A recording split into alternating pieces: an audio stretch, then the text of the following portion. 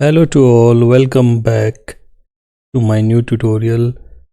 मैं हूं डॉक्टर दिनेश जोशी। आज हम बात करने वाले हैं सिलेक्शन के ऊपर, जो ह्यूमन रिसोर्स मैनेजमेंट का एक इम्पोर्टेंट टॉपिक होने वाला है। तो बढ़ते हैं वीडियो में आगे। सबसे पहली बात करते हैं हम सिलेक्शन हम किसको कहेंगे। सिलेक्शन इस प्रोसेस को मेनली क्या है, प्रोसेस ऑफ रिजेक्शन भी कहते हैं कई बार, ये आपको थोड़ा ध्यान रखना है। तो selection is the process of choosing the most suitable person out of all the applicants। सारे applicants हैं, जो सबसे suitable person होगा, most suitable person, ये थोड़ा ध्यान रखना है आपने। most suitable person जो होगा उसको हम क्या बोलेंगे, उसको चूज करना ही आपका क्या होगा, सिलेक्शन कहलाता है। ठीक, ये बात आपको ध्यान रखनी है। आउट ऑफ ऑल भी कह रहा है, देखो सारे जितने एप्लीकेंट्स होंगे, जितने लोगों ने किसी चीज़ के लिए अप्लाई किया होगा एग्ज़ाम के लिए, उसमें जो बेस्ट पर्सन होगा, वो जो सूटेबल होगा उस जॉब के लिए, उसको सेलेक्ट करना ही उस प्रोसेस को क्या बोलते हैं, हम सिलेक्शन बोलते हैं। ठीक है, so it may be described as a process of rejection. इस प्रोसेस को हम प्रोसेस ऑफ रिजेक्शन भी बोलते हैं। बहुत कई बार पूछता है कि, कई बार एग्जामिनर्स पूछते हैं या कई बार इंटरव्यू में पूछते हैं, which process is also called the process of rejection. तो सिंपल सा आंसर होना चाहिए, क्या होना चाहिए, सिलेक्शन। जनरली क्यों बोला जाता है, generally more candidates are turn away than hired, क्योंकि ज़्यादातर लोग इसमें से बाहर हो जाते हैं जितने उनको हायर करने होते हैं उससे ज़्यादा ही। क्योंकि सपोज सिंपल सा एग्जांपल है, हमें 10 लोगों की आवश्यकता है, 10 लोगों की आवश्यकता है या रिक्वायरमेंट है, और हम 100 एप्लीकेंट्स हैं, तो इसका मतलब क्या हुआ, तो 90 लोग तो बाहर जाने ही जाने हैं ना, 10 ही तो हायर करने हैं। ठीक, बात आगे करते हैं the selection process. Selection process क्या है, सबसे पहली बात आती है सिलेक्शन प्रोसेस में, एक एक करके हम इसमें इम्पोर्टेंट टॉपिक्स को डिस्कस करेंगे। सबसे पहला जो हमारा आता है वो आता है प्रीलिमिनरी इंटरव्यूज़।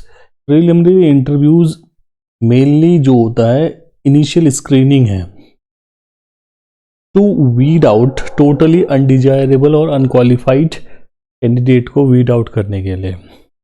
इसमें मेनली इट सेव्स टाइम, ये बहुत इंपॉर्टेंट है, नोट करते रहिए आप। सेकेंडली एफर्ट्स ऑफ बोथ,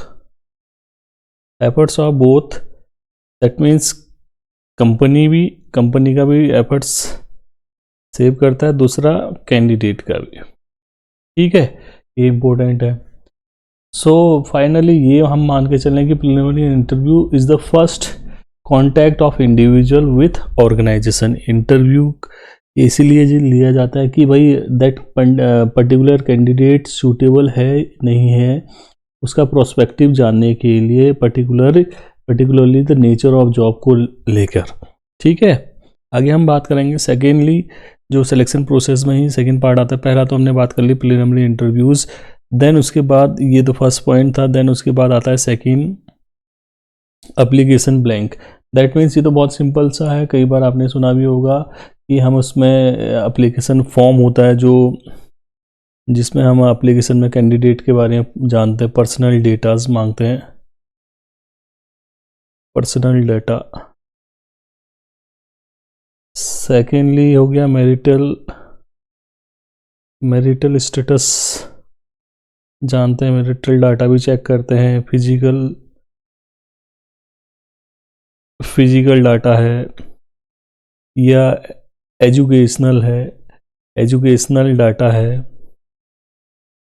ठीक है, या आपका क्या हो सकता है, और भी हो सकता है एक्स्ट्रा करिकुलर एक्टिविटीज़। आजकल बहुत बार पूछी जाती है कि भाई आपने एक्स्ट्रा करिकुलर एक्टिविटीज़ आपको क्या आती हैं, कंपनीज के लिए कितना फ्रूटफुल रहेगा, या आपके कोई रेफरेंसेस हैं। रेफरेंसेस मतलब किसी सगे संबंधी के थ्रू आप कंपनी में आए हैं। बेसिकली ये relevant information regarding their educational level, status, work experience, एक प्लेन सेट में हम उसके बारे में इंफॉर्मेशन कलेक्ट करते हैं। ठीक है, एप्लीकेशन फॉर्म में। देन थर्डली है आपका तीसरे वाले पॉइंट में अगर हम आते हैं उसमें हम बात करेंगे। देखो सबसे पहले तो हमने बात करी, एक तो है इंटरव्यू की बात है, बेसिकली ये भीड़ को हटाने के लिए ज़्यादातर। फिर उसके बारे में इंफॉर्मेशन गैदर की, इंफॉर्मेशन बेसिकली उसके नेचर्स को लेकर है कि भाई वो उसके बेसिक डिटेल्स को लेकर एक प्लेन शीट में हम मांग लेंगे, ठीक है, सारे नाम पता जितना भी डिटेल। देन उसके बाद आता है सिलेक्शन टेस्ट। इसमें टेस्ट लिया जाता है, ये बहुत बार आपसे पूछा जाता है कि सिलेक्शन टेस्ट क्या होता है। तो सिलेक्शन टेस्ट में मेनली क्या होता है, ये देखा जाता है कि द बेसिक ऑब्जेक्टिव जो होता है इसमें, बेसिक ऑब्जेक्टिव जो होता है इसमें, ये हमेशा ध्यान रखना है सिलेक्शन टेस्ट में कि कैंडिडेट को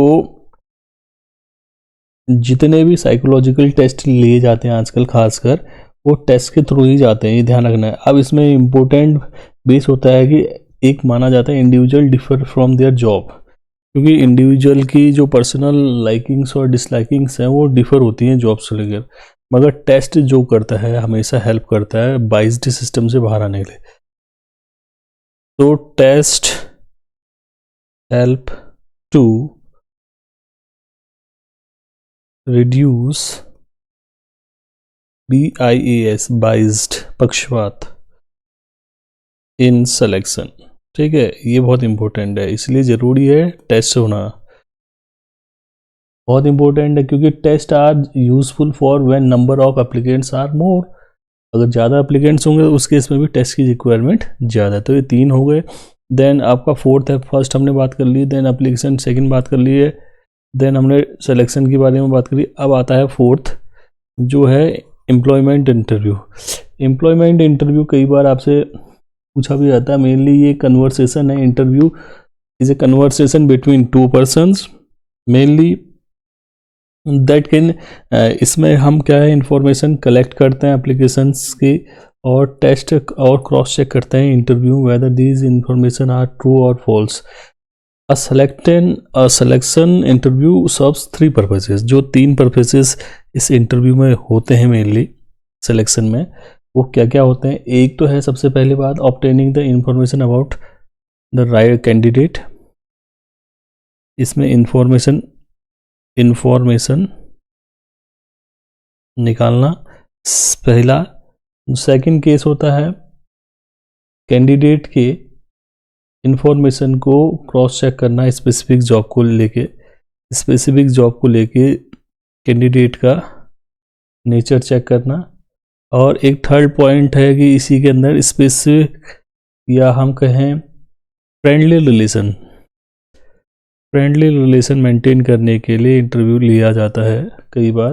फ्रेंडली क्योंकि कंपनी जो चाहती है एम्प्लॉयर और एम्प्लॉय के बीच में एक फ्रेंडली रिलेशनशिप मेंटेन हो जाए, ताकि कैंडिडेट को बेटर फील आए कि कंपनी में हमने जॉब कैसे करनी है।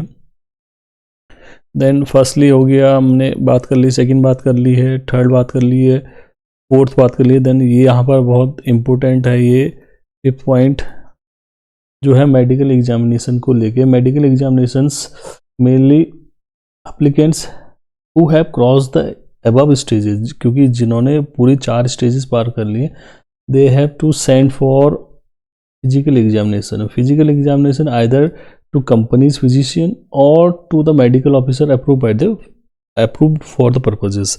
दैट मीन्स कंपनी ने जो अप्रूव किया है कोई फिजिशियन, उसके पास मेडिकल चेकअप कराना पड़ेगा कैंडिडेट को, या कंपनी का ही अगर कोई फिजिशियन है उसके लिए भी ज़रूरी है। अब ये बहुत इंपॉर्टेंट है कि फिजिकल फिटनेस चेक करने के लिए फिजिकल फिटनेस बहुत ज़रूरी है। फिजिकल फिटनेस एक इम्पोर्टेंट ये है। फिजिकल फिटनेस के साथ ये देखा जाएगा कि वो एम्प्लॉयमेंट के लिए कोई बीमारी से जूझ तो नहीं रहा है, या किसी चीज़ से स्ट्रेस में तो नहीं है, पूरी तरह से उस जॉब के लिए परफेक्ट है या नहीं है, इस चीज़ के लिए मेडिकल चेकअप किया जाता है खासकर। देन नेक्स्ट पॉइंट आता है आपका रेफरेंस चेक्स। ये है आपका 6 नंबर का। हमने पहले first, second, third, fourth, fifth बात कर ली, 6 है reference checks mainly cross check किया जाता है। जो आस्क मतलब एप्लीकेंट्स के बारे में पूछा जाता है उनके 2 रेफरेंस चेक, ये खासकर आप जब गवर्नमेंट जॉब में भी जाएंगे या किसी और जॉब में भी अगर आप कभी फॉर्म भरते हैं तो उसमें रेफरेंस चेक में 2 रेफरेंस पर्सन्स के नेम आपको बताने पड़ते हैं, जिनसे आपका क्या लिया जाता है, फीडबैक लिया जाता है। फीडबैक लिया जाता है regarding your nature, attitude, behaviour, etcetera. ठीक, कई चीज़ों को लेके आपके रेफरेंस को चेक किया जाता है। मेनली क्या होता है कि आपके बारे में ज़्यादा जानने के लिए ऑर्गेनाइजेशन जो है रेफरेंस चेक करता है कि whether that person is genuine और नॉट। ठीक है, ये बहुत इम्पोर्टेंट भी है, आप इसको देख लीजिए। देन उसके बाद एक और आता है फाइनल अप्रूवल, ये बहुत इम्पोर्टेंट है। और फाइनल अप्रूवल क्योंकि आपके पास ये सारे स्टेजेस से अगर आप कोई सिलेक्शन प्रोसेस गुजर रहा है, देन फाइनल अप्रूवल में आपको सिंपल सी बात आ गई कि आपके पास कॉल लेटर आएगा। Call letter that means appointment letter जिसे हम बोलते हैं। ठीक है, अपॉइंटमेंट लेटर बहुत इंपॉर्टेंट है किसी के लिए, लाइफ के लिए भी, क्योंकि जब आपके पास हाथ में अपॉइंटमेंट लेटर आ जाता है तो उसके बाद अपॉइंटमेंट लेटर ये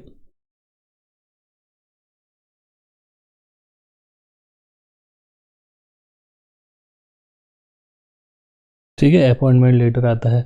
इसमें क्या क्या मेंशन होता है,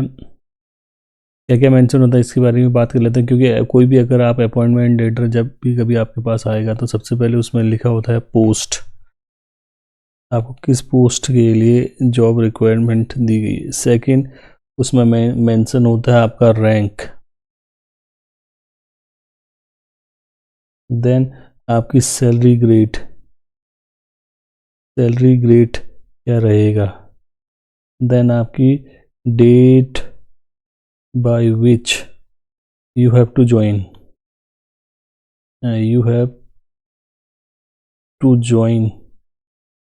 the job।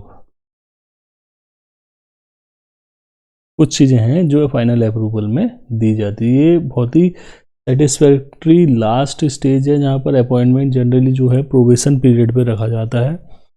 और इसमें एक चीज़ और मेंशन होती है, प्रोबेशन पीरियड, ये मैं बताना भूल गया। प्रोबेशन पीरियड बहुत इंपॉर्टेंट है। प्रोबेशन पीरियड मेनली क्या होता है आपका 2 इयर्स का होता है। मैक्सिमम जॉब्स में 2 इयर्स का होता है, गवर्नमेंट जॉब में भी यही आपका शेड्यूल बना हुआ है। नाउ तो फाइनल जो है उसके बाद आपका पहला स्टेज हो गया, second, third, then interview, then medical examination, then reference check, then final approval. Then उसके बाद पर्टिकुलरली पर्सन जो है जॉब करना शुरू करता है। ये है आपका रोजगार, जहाँ पर आपको एम्प्लॉयमेंट मिल चुका होता है। अब कुछ बात करते हैं कौन कौन से ऐसे फैक्टर्स हैं जो सिलेक्शन को क्या करते हैं, इफेक्ट करते हैं। ये आप एक बार इसके नोट्स पक्का बनाना। एक तो है आपके पास एक्सटर्नल फैक्टर्स। ठीक है, एक्सटर्नल फैक्टर्स में सबसे पहला पॉइंट आता है supply of demand and supply of specific skills.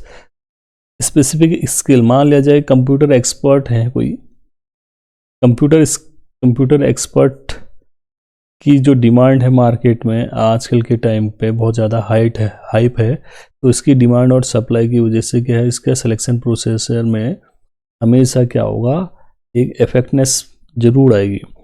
Second है अनएम्प्लॉयमेंट रेट।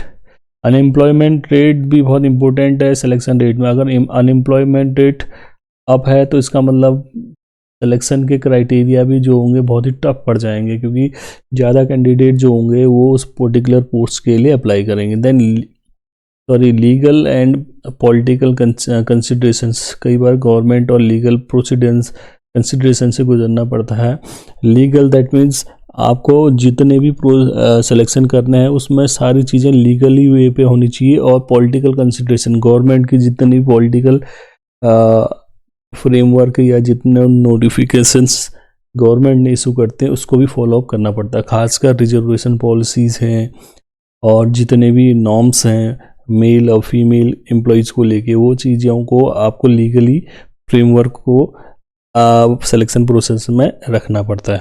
अगर नहीं रखते हैं तो उस केस में क्या होगा, ये इफ़ेक्ट करेगा सिलेक्शन प्रोसेस। ठीक है, देन फोर्थ पॉइंट है कंपनी की इमेज। कंपनी की इमेज भी बहुत इंपॉर्टेंट होती है किसी की सिलेक्शन प्रोसीजर में, क्योंकि अगर कंपनी की इमेज बहुत बेटर है तो उसमें सिलेक्शन का क्राइटेरिया भी क्या होगा, टफ हो जाएगा। और मेनली जो होता है आजकल सारी कंपनीज जो है अपना सिलेक्शन क्राइटेरिया टफ बनाती है ताकि उनकी इमेज हमेशा मार्केट में बने रहे। आगे बात करते हैं कुछ इंटरनल फैक्टर्स होते हैं। इंटरनल फैक्टर में एक कंपनी की पॉलिसी, ये कंपनी की पॉलिसी अगर सिलेक्शन प्रोसीजर जो है बहुत ही रिजिड है तो ये भी एक कंपनी का पॉलिसी हो सकता है कंपनी फ्लेक्सिबल तो पॉलिसी यूज करे।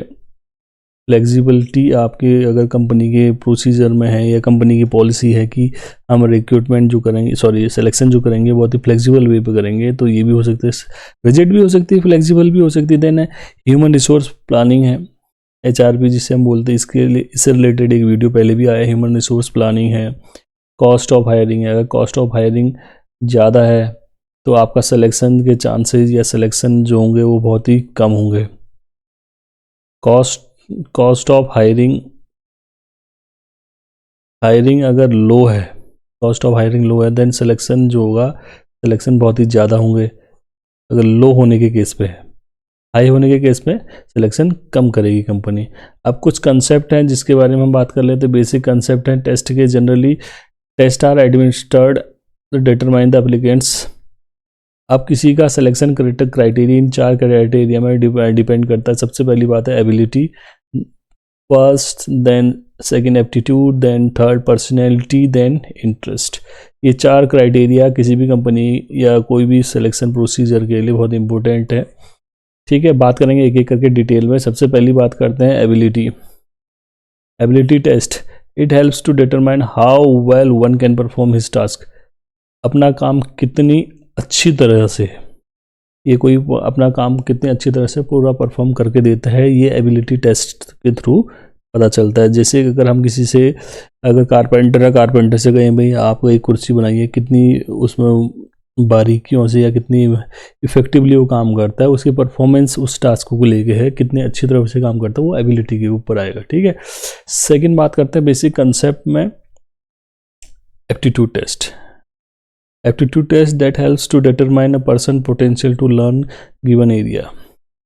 उसकी एबिलिटी को देखा जाता है क्योंकि वो क्या है, पोटेंशियल, क्षमता जिसे हम बोलते हैं, क्षमता, पोटेंशियलिटी देखी जाती है कि वो किसी पर्टिकुलर चीज़ को कितनी जल्दी समझता है या उसको ग्रास्प करता है, उसको गेट इन करता है, वो कितनी जल्दी समझता है ताकि वो उस काम को एग्जीक्यूट कर पाए आने वाले समय में। इसलिए एप्टीट्यूड टेस्ट लिया जाता है। खासकर क्लरिकल वर्क जितने भी होते हैं या कोई मैकेनिकल काम है या कोई मैथमेटिकल है जिसमें क्विकली और इफिशिएंटली काम किया जाता है, उस केस में भी एप्टीट्यूड टेस्ट लिया जाता है। देन आती है बात पर्सनैलिटी टेस्ट। पर्सनैलिटी टेस्ट तो वैसे ही पता चल गया आपको। Third point, to measure the prospective बहुत इंपॉर्टेंट लाइन है। Prospective employees motivation to function the particular work environment. किसी पर्टिकुलरली वर्क एनवायरनमेंट में पर्सपेक्टिव, दैट मीन्स नज़रिया जिसे हम बोलते हैं, पर्सपेक्टिव या आपका एटीट्यूड भी कह सकते हैं हम इसे। एटीट्यूड किसी चीज़ को लेके कैसा है, इसी जॉब को लेके, इसके लिए आपका नज़रिया देखा जाता है। खासकर इंटरव्यू में उससे रिलेटेड आपके इंटरेस्ट पूछा जाता है जॉब को लेके, या आप इस चीज़ से रिलेटेड जॉब को लेके कितना इंटरेस्टेड है आपका, इसको लेके या किसी पर्टिकुलर जॉब को लेके एम्प्लॉय का मोटिवेशन कितने ऊपर है या कितना नीचे है। मोटिवेशन अगर उनका अच्छा नहीं होगा या रुचि जिसे हम बोलते हैं, अगर उस क्वेश्चन को उस टॉपिक को लेके या उस जॉब को लेके, तो उस केस में क्या होगा, वर्किंग कंडीशन उसके लिए बेटर नहीं होगी। देन इंटरेस्ट टेस्ट की बात करेंगे। इंटरेस्ट टेस्ट में to measure the individual activity preference. किसी भी इंडिविजुअल की जो कैंडिडेट है उसकी प्रेफरेंस को, कैंडिडेट्स प्रेफरेंस को चेक किया जाता है for career change when there is a multiple career option available. इसमें ये चीज़ें इंटरेस्ट टेस्ट है। कई बार क्या होता है, कोई ए पर्सन है, उसको एक जॉब मिल गई, सपोज उसको और ऑप्शन मिल गए कुछ समय बाद, 1 2 3, जो उसके इंटरेस्ट से रिलेटेड है। हो सकता है वो स्विच कर जाए किसी भी जॉब में, तो इसलिए ज़रूरी है कि उसको रिटेन करना, कैंडिडेट को रिटेन करने के लिए इंटरेस्ट टेस्ट लिया जाता है। ये इम्पोर्टेंट है, रिटेन करने के लिए इंटरेस्ट टेस्ट लिया जाता है। अगर उसका प्रेफरेंस उसी पर्टिकुलर जॉब के लिए है देन उसके चांसेस ऑफ सिलेक्शन ज़्यादा हो जाते हैं। लास्टली एक फाइनली, ये बहुत इंपॉर्टेंट है, एग्जाम कई बार पूछा जाता है, तो इसके ऊपर हम बात करेंगे difference between the, what do you mean by, या what is the difference between recruitment and selection. ये कई बार क्वेश्चन पूछा जाता है, तो इसके ऊपर बात करते हैं। सबसे पहले हम देखिए रिक्रूटमेंट में मीनिंग, रिक्रूटमेंट की मीनिंग क्या होती है। सबसे पहली बात है encouraging to apply for vacant post, encourage करना होता है इसका मतलब, ये सिंपल सा बात,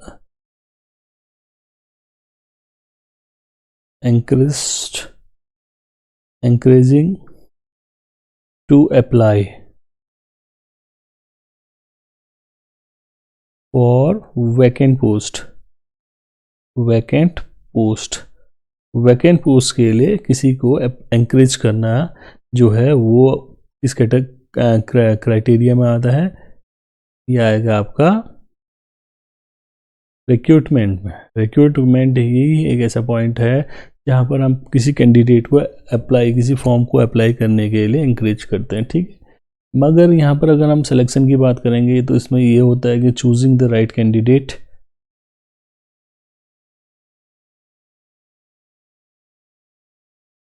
choosing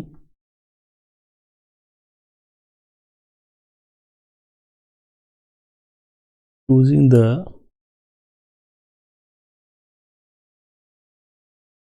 right candidate,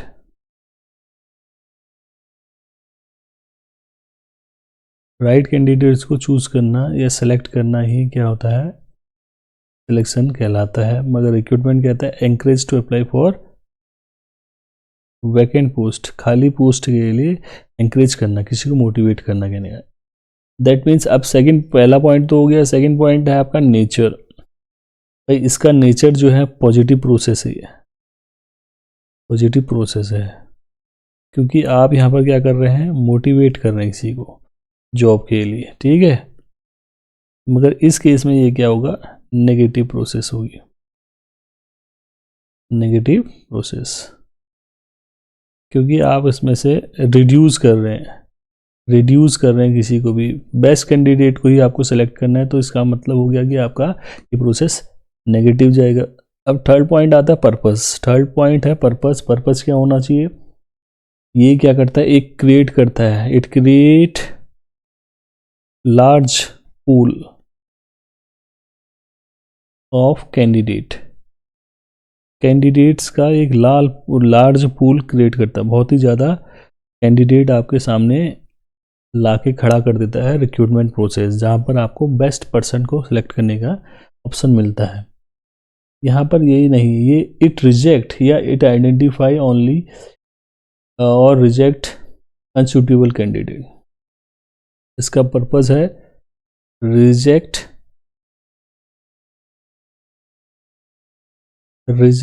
unsuitable candidate,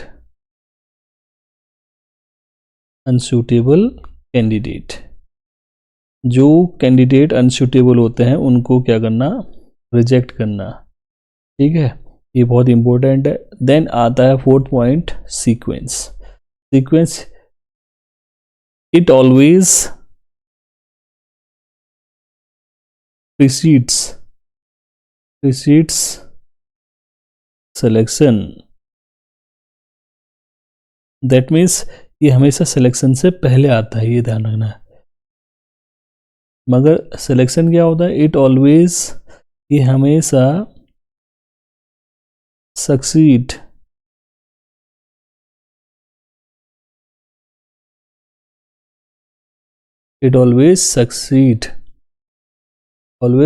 to recruitment, ठीक है।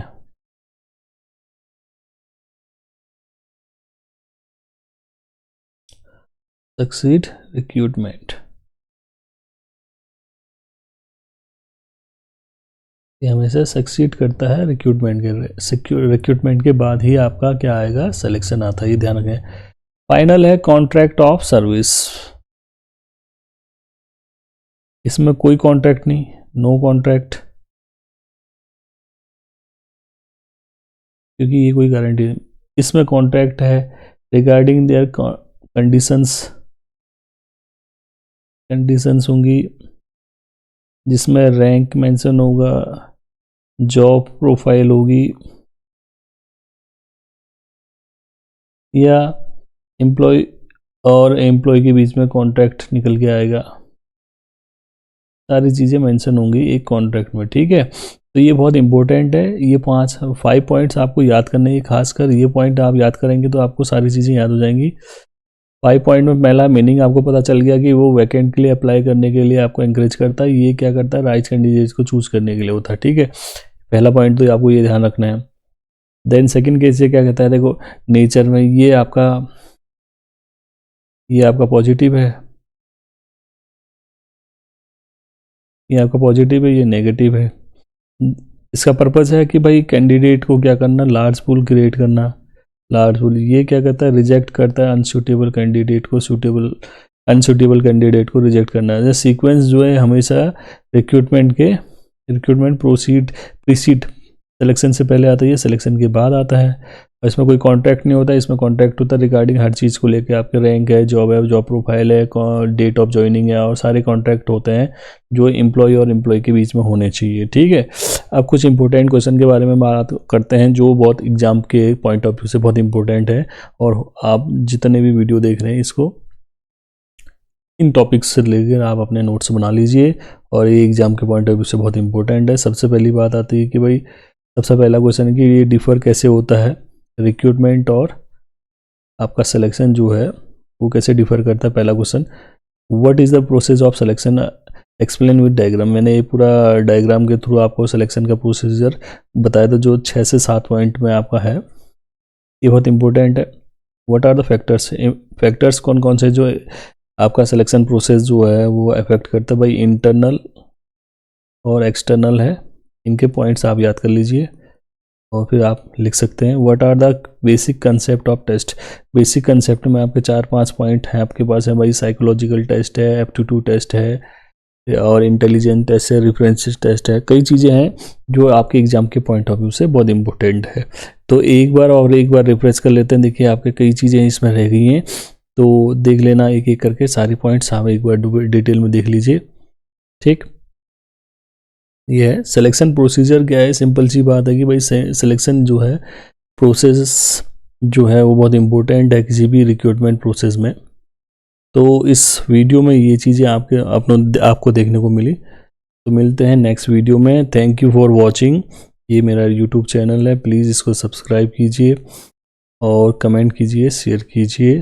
Thank you, bye.